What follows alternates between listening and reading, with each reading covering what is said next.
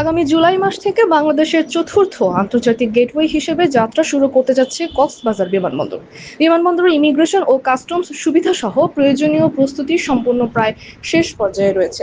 বিমানবন্দরটি চালু হলে প্রথম আন্তর্জাতিক ফ্লাইট পরিচালনা করবে রাষ্ট্রীয় পতাকাবাহী বিমান বাংলাদেশ এয়ারলাইন্স। সোমবার বেসামরিক বিমান চলাচল কর্তৃপক্ষ chairman air vice marshal Mohammad Manzur Kabir ভূঁইয়ার সভাপতিত্বে অনুষ্ঠিত একটি সমন্বয় সভায় এই সিদ্ধান্ত নেওয়া হয়। সভায় বিমানের প্রতিনিধি, ইমিগ্রেশন, পুলিশ, কাস্টমস কর্তৃপক্ষ এবং এয়ারলাইন অপারেটরসদের কমিটির সদস্যরা উপস্থিত ছিলেন। বৈঠক সূত্রে জানা গেছে, জুলাই মাসে কক্সবাজার থেকে সরাসরি আন্তর্জাতিক ফ্লাইট পরিচালনার জন্য পুরোপুরি প্রস্তুত রাখা হবে। বিমান বাংলাদেশ এয়ারলাইন্সকে ইতিমধ্যে এয়ারপোর্ট থেকে আন্তর্জাতিক রুট চালুর প্রস্তুতি নিতে বলা হয়েছে।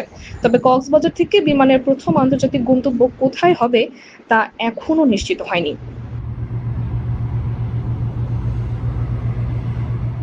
বেবিচক জানায়, আগামী জুলাইয়ের মধ্যেই বঙ্গোপসাগরের দিকে সম্প্রসারিত ১,৭০০ ফুট রানওয়ে নির্মাণ সম্পন্ন হবে, যার ফলে মোট রানওয়ের দৈর্ঘ্য হবে ১০,৭০০ ফুট। এটি হবে বাংলাদেশের দীর্ঘতম রানওয়ে। প্রাথমিকভাবে আন্তর্জাতিক ফ্লাইটগুলো বর্তমান টার্মিনাল ভবন থেকে পরিচালিত হবে। পরবর্তী সময়ে নির্মিতব্য আধুনিক আন্তর্জাতিক বিমান টার্মিনাল ভবনটি সব ধরনের ওয়াইড বডি উড়োজাহাজ পরিচালনার উপযোগী হবে।